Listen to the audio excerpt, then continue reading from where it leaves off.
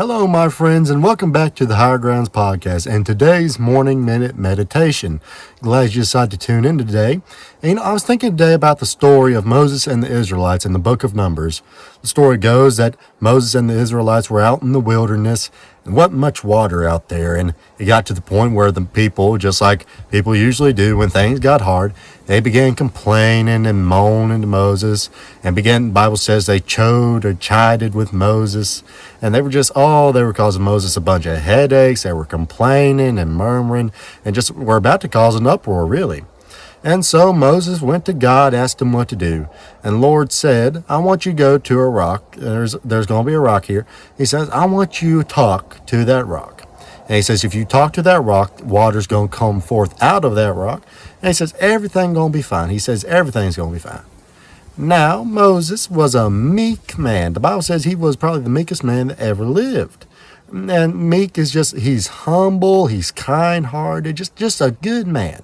But even Moses got to the point where when the Lord told him, I want you to go talk to that rock, Moses went up to the rock. Instead of talking to it, he beat it with a stick.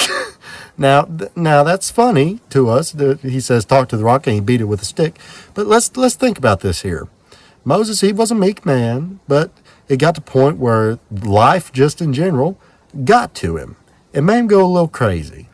And instead of talking to the rock, he smoked the rock. Now let's apply that to us as Christians. A lot of times we get so caught up with our lives, our problems and things, and we start complaining and murmuring that instead of talking to the rock of our salvation, we are tempted to smite him. And I'll say this, Moses, he smote the rock and he still got water out of that rock.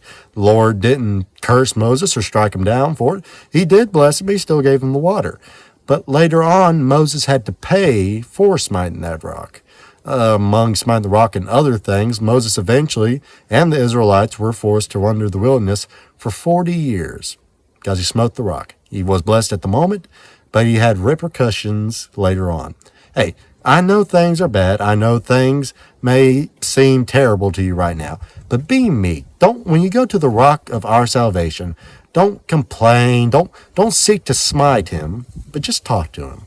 Talk to him about your problems, about your worries and your fears, and let the rock pour forth the living water to give you drink. Hey, this has been a simple thought, but I hope you have a blessed day.